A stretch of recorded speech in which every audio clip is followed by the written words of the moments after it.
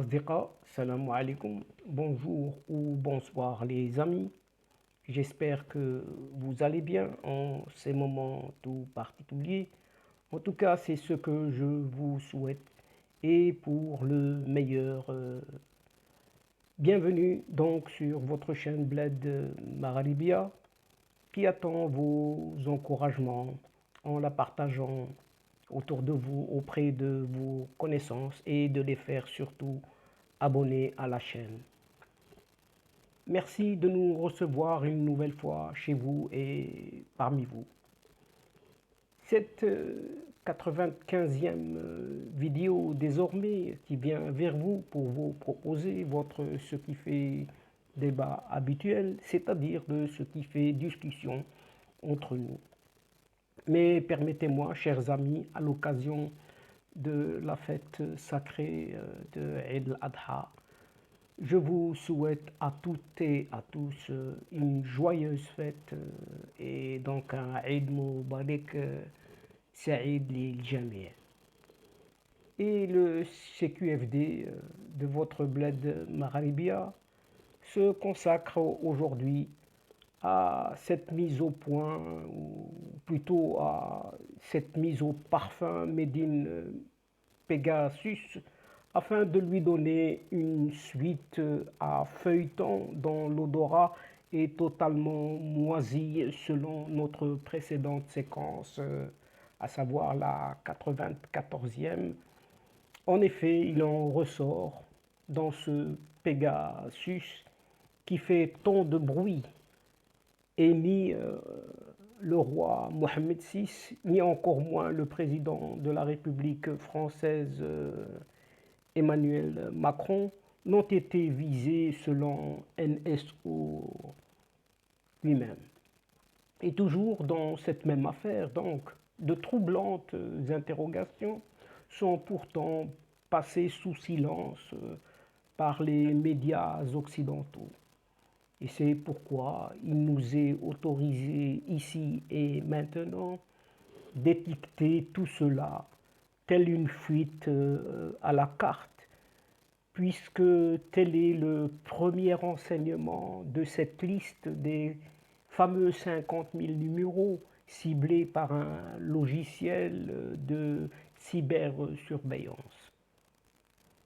C'est pourquoi, dès lors, cette fuite décidément très sélective n'englobe-t-elle pas tous les pays qui utilisent ce Pegasus?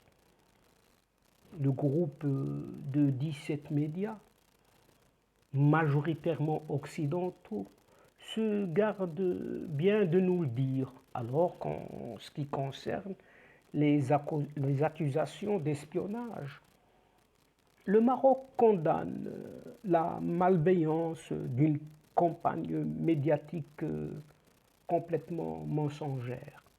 En effet, le royaume marocain condamne vigoureusement cette campagne médiatique persistante et mensongère surtout, massive et malveillante, évoquant une soi-disant infiltration d'appareils téléphoniques de plusieurs personnalités publiques marocaines et étrangères via un logiciel informatique. Et finalement, il nous revient dans cette affaire de super espionnage Mégasus. Ni le roi Mohamed VI, ni Macron n'ont été visés, ce qu'affirme NSO. Puisque le directeur général lui-même de NSO, un certain Chalev Ulliot, a affirmé que son entreprise dispose de politiques entre guillemets pour se prémunir contre les abus. Dans une interview téléphonique avec The Washington Post, dimanche dernier, après qu'une première série d'articles sur l'entreprise est apparue dans des reportages dans le monde entier sous le titre du projet Pegasus, le responsable a tenu à défendre sa firme. Chaque allégation d'abus du système me concerne car cela viole la confiance que nous accordons aux clients, a déclaré ce Ulio, en avançant que NSO doit vérifier chaque allégation. Et nous pourrions constater que certaines d'entre elles sont vraies. Et dans ce cas, nous prendrons des mesures énergiques, a-t-il ajouté. Et en réponse aux questions détaillées du consortium d'enquête, NSO a déclaré qu'elle surveille la façon dont son logiciel espion est utilisé et annule l'accès au système pour tout client qui en abuse. Notons que ce sont les clients et non l'entreprise elle-même qui sont responsables de son utilisation. NSO Group continuera d'enquêter sur toutes les allégations crédibles d'abus et de prendre les mesures appropriées en fonction des résultats de ces enquêtes, indique le communiqué.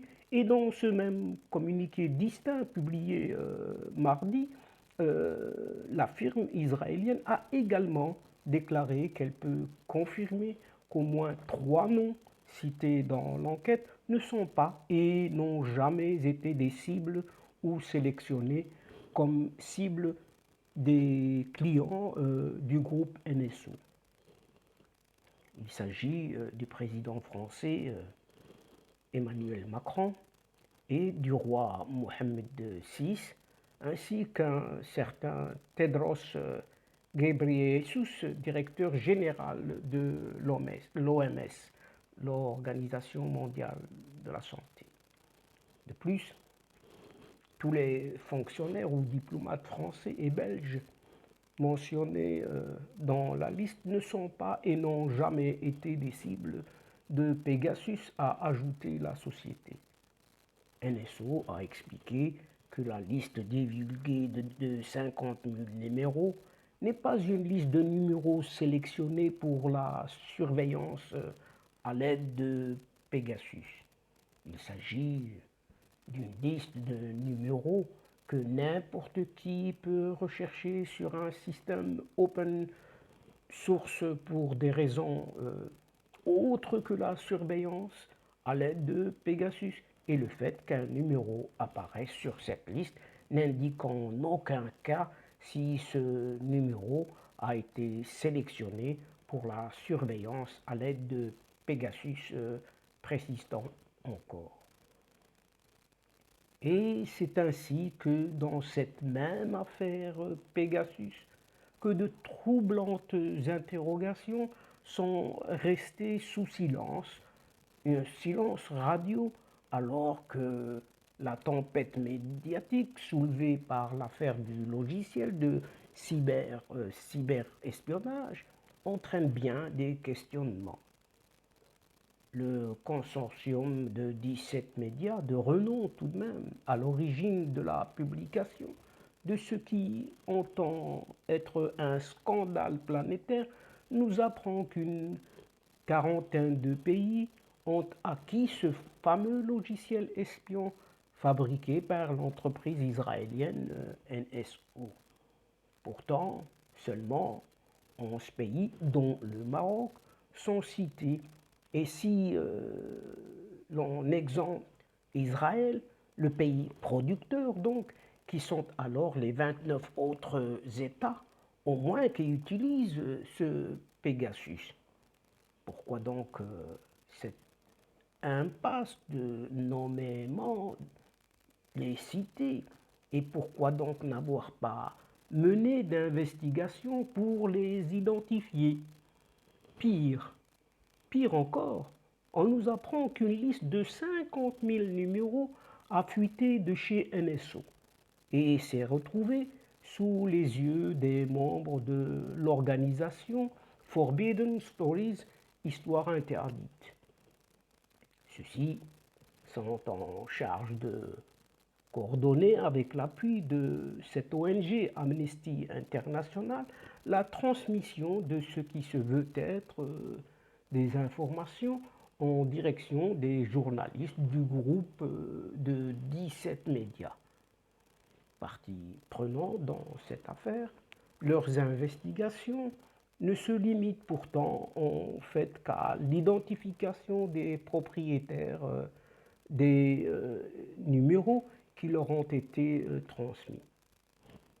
Cette fuite est donc bien sélective. Sinon, comment expliquer que ni les identités des autres pays qui recourent à la cybersurveillance par Pegasus justement, ni les personnes dont leurs viseurs ne sont pas révélés? En général, quand il y a une fuite, elle n'en concerne pas certains pour en épargner d'autres. Alors comment expliquer le caractère décidément très sélectif de cette fuite? Et comment expliquer aussi le lourd silence des médias qui ont mené des investigations sur les autres pays qui utilisent Pegasus? De fait, un seul pays membre de l'Union européenne est nommé ici, la Hongrie, qui est un pays régulièrement épinglé comme étant le mauvais élève de l'Union européenne, non seulement en matière de droits de l'homme, de respect des libertés individuelles, mais qui est aussi, entre autres reproches, critiqué sur le fait de ne pas être suffisamment européen. Et donc la Hongrie est aujourd'hui devenue la tête de turc de l'Union européenne, alors même qu'il y a d'autres pays parmi les 27 qui utilisent Pegasus. Et par conséquent, la question est lancinante. Mais pourquoi donc le groupe de 17 médias, majoritairement occidentaux, ne les cite pas? La cybersurveillance ne serait-elle donc pas tolérée pour tous les États? Et il y aurait ainsi, à en croire ces 17 médias, des États responsables, comprenez les puissances occidentales qui peuvent y avoir recours et d'autres jugées pas assez mûres pour les utiliser. Ne serait-ce donc pas là, à les en croire, qu'un crime de lèse-majesté que de mettre entre les mains du Maroc, par exemple, ou du Rwanda, entre autres, un outil technologique identique à celui qu'utilisent des puissances occidentales, que ces journalistes se gardent d'ailleurs bien de citer ici. Passons sur la liste qui a fuité et qui épargne curieusement les puissances occidentales. Et attardons-nous un peu sur les 10 000 numéros de téléphone qu'un journal de référence, tout de même, Le Monde, attribue de façon péremptoire au service de renseignement marocain. Et à aucun moment, ce journal ne nous explique comment il a pu établir un lien étayé entre ces 10 000 numéros et le Maroc. Donc le Monde disposerait-il donc de preuves secrètes sur la connexion établie entre ces numéros et les autorités marocaines? Car en effet, le quotidien français cite sans sourciller pas moins de 10 000 numéros pris en charge par les services marocains. C'est en seulement de combien d'effectifs en termes de ressources humaines a besoin le Maroc pour surveiller 10 000 smartphones? Dans la communauté du renseignement, on dit que la surveillance d'un seul homme nécessite la mobilisation de 10 agents et le calcul est vite fait pour 10 000 hommes et femmes. Et quand bien même ce rapport serait nettement inférieur au prorata d'un dixième, il n'est certainement pas réaliste. Et le Monde indique aussi que le coût d'acquisition de Pegasus est modique, avec comme arrière-pensée de laisser entendre que le recours à cette technologie de Pegasus de pointe serait du low cost et donc à la portée de pays moins riches. Mais ce journal de référence, tout de même, ne dit pas que le prix est indexé au nombre de numéros traités. Lors d'un procès intenté, déjà en 2019, par WhatsApp à l'entreprise NSO, il a été dit que le Ghana avait établi un contrat avec l'entreprise israélienne pour espionner 25 smartphones, moyennant la somme relativement modique de 8 millions de dollars seulement.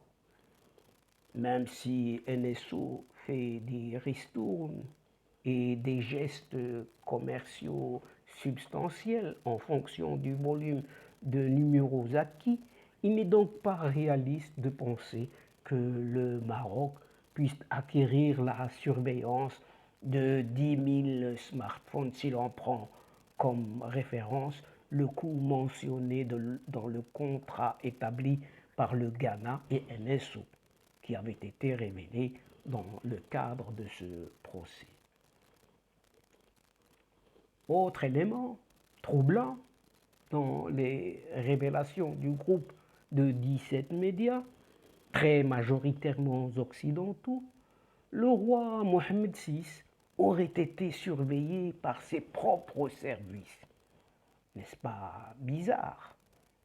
NSO, pourtant, peu encline à s'exprimer dans les médias, a apporté un démenti catégorique à cette révélation, de même qu'à celle de l'espionnage du smartphone du président français Emmanuel Macron. Pourtant, le Monde, ce journal, continue de faire comme si ce démenti n'en était pas un et s'entête à diffuser sa première version sensationnaliste. Quel serait le sens à apporter à cette allégation d'un espionnage de Mohamed VI par les propres services de Mohamed VI lui-même? Encore une bizarrerie, une allégation fantasmagorique qui a été accompagnée sur l'un des sites de Radio France par un photomontage du portrait du roi du Maroc et de celui du patron du pôle de la DGST ou DGSN, autrement dit la Direction générale de la surveillance du territoire et la Direction générale de la sûreté nationale, ce Abdelatif Hamouchi. Et ce dernier serait-il l'une des cibles de cette cabale médiatique qui sait se faire mousser de fait à partir de rien? Une chose est certaine, les renseignements marocains se sont beaucoup développés depuis que Hamouchi en a pris les rênes.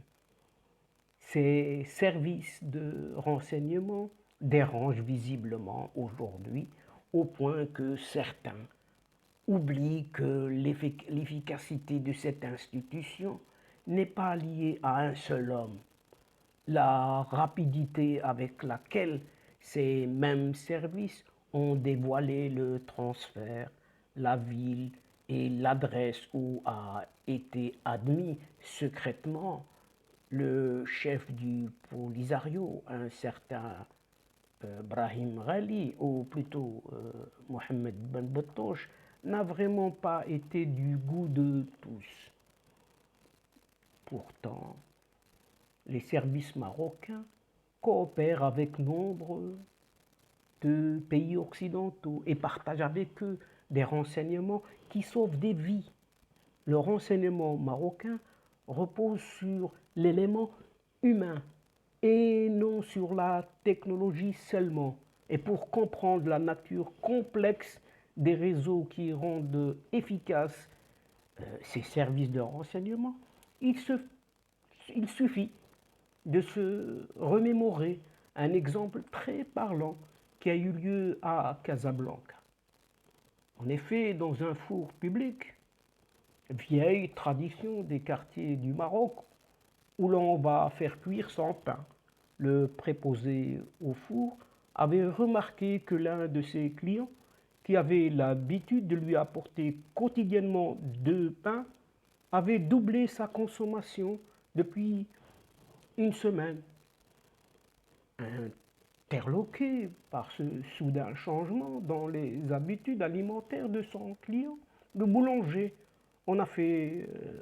avait informé tout simplement ce qu'on appelle le muqaddam de son quartier, autrement dit l'agent de quartier, agent d'autorité du ministère de l'Intérieur, qui en avait référé à son supérieur. La chaîne de commandement avait ensuite fait remonter l'information jusqu'à son arrivée au service de renseignement. Et ceux-ci ont par la suite découvert que le client de ce four public de Casablanca abritait d'autres personnes chez lui, avec en plus tout un arsenal pour tuer le plus grand nombre possible de civils. Et c'est ainsi qu'un attentat terroriste parmi d'autres a pu être déjoué. Donc, Pegasus ou non, l'élément fondamental du renseignement marocain repose sur des informateurs humains, qui fait que ce Maroc, une puissance régionale, émergente et rayonnante, qui dérange tant que cela. De là à penser que cibler ces services de renseignement, la DGED et la DGST, en vue de les affaiblir, contribuerait à fragiliser le pays, fait sens et expliquerait en partie l'acharnement dont fait l'objet le Maroc dans nombre de médias européens. Le Maroc a catégoriquement nié toutes les allégations rapportées dans les médias au sujet d'un quelconque espionnage de masse du royaume par Pegasus. Mieux encore, dans un communiqué, l'exécutif a condamné une campagne médiatique persistante et mensongère et a affirmé qu'il allait engager des poursuites judiciaires, y compris à l'international. On verra alors de quelles preuves dispose donc le Monde et compagnie pour affirmer aussi péremptoirement que les services de renseignement marocains ont ciblé les smartphones de 10 000 personnes. Et c'est dans ce climat d'accusation d'espionnage que le Maroc condamne à son tour la malveillance d'une campagne médiatique mensongère. Publié aux premières heures de ce mercredi 21 juillet 2021, un communiqué du gouvernement du Royaume marocain rejette catégoriquement ces allégations mensongères et infondées et met au défi leurs colporteurs, dont cette ONG Amnesty International et le consortium Forbidden Stories, ainsi que leur soutien est protégé de fournir la moindre preuve tangible et matérielle en appui à leurs récits surréalistes. D'ailleurs, le Maroc précise, ce même document émanant du gouvernement est à nouveau la cible de ce genre d'attaques haineuses qui trahissent la volonté de certains milieux médiatiques et d'organisations non gouvernementales de le mettre sous leurs ordres et sous leur tutelle. Mais à leur grande dame, cela n'est pas possible, précise le communiqué, et qui plus est que ce royaume marocain qui a connu ces dernières années de grandes réalisations dans de nombreux domaines continuera sur sa lancée pour consolider son émergence économique et son développement social, ajoute ce même communiqué.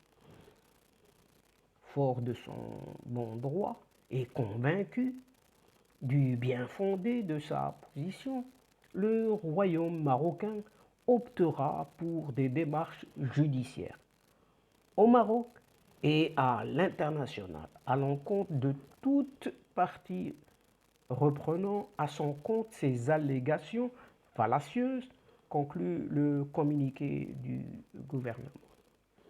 Et donc, chers amis, c'est ici que prend fin cette entrevue d'aujourd'hui. En prenant congé de vous et en refermant la séquence, tout en espérant vous retrouver très bientôt avec plaisir à travers votre ce qui fait débat habituel ou ce qui fait discussion désormais à chaque fois entre nous. Un tout grand merci pour votre confiance, pour votre fidélité et votre patience et surtout de nous écouter jusqu'au bout jusqu'au bout des séquences. Mais, chers amis, avant de vous quitter, je vous renouvelle mes souhaits d'une excellente fête de Eid al-Adha, Mubarak Saïd les Jamiens. Toutefois, ne nous oubliez pas, en nous aidant mutuellement, d'aider votre chaîne Bled Magharibia en vous y abonnant, en faisant abonner les membres de votre famille, vos connaissances, vos proches et tous les gens que vous connaissez. Et surtout, en partageant les séquences vidéo de votre chaîne. Au revoir les amis. Al-Asdiqa, salam alaikum wa rahmatullahi ta'ala wa barakatuh. À la prochaine fois et à bientôt. إلى اللقاء في حصة أخرى إن شاء الله. مع السلامة.